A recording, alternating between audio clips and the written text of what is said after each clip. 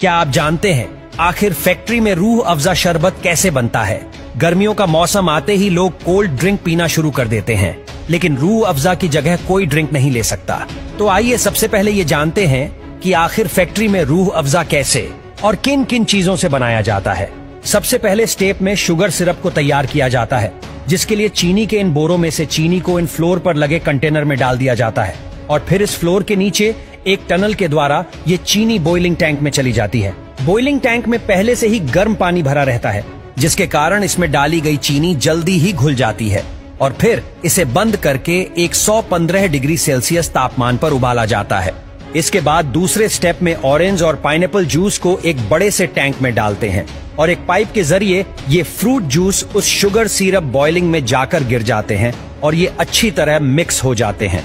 अब इन शुगर और mix juice को बॉइलिंग टैंक से निकालकर उसे होल्डिंग टैंक में डाला जाता है, जहां फिल्ट्रेशन के लिए इसे माइक्रो फिल्टर के लेयर से पास कराया जाता है, जिससे यह मिक्स जूस फिल्टर हो जाते हैं।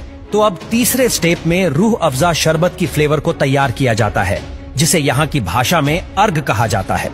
दोस्तों, आपको बता दे कि रूह अफ़ज़ा में किसी भी आर्टिफिशियल फ्लेवर का इस्तेमाल नहीं किया जाता, बल्कि फ्लेवर को नेचुरल इंग्रेडिएंट्स से तैयार किया जाता है। तो चलिए देखते हैं कि अर्ग कैसे बनता है। सबसे पहले एक बड़े से जालीदार कंटेनर में खस, नीलोफर, गुलाब, पुदीना, मुनक्का जैसे हर्ब्स को डाल दिया जाता है। अब इस कंटेनर को एक गर्म पानी से भरे हाफ डिस्टिलेशन टैंक में सेट कर दिया जाता है। कंटेनर लोड होने के बाद इसकी लीड को बंद करते हैं और अंदर का पानी बॉयल होने देते हैं।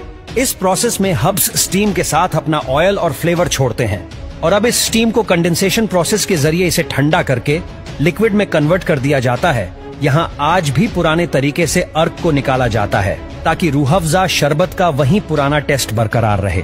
अब इस अर्क को एक टैंक में स्टोर कर दिया जाता है। अब चौथे स्टेप में कलरिंग का काम किया जाता है।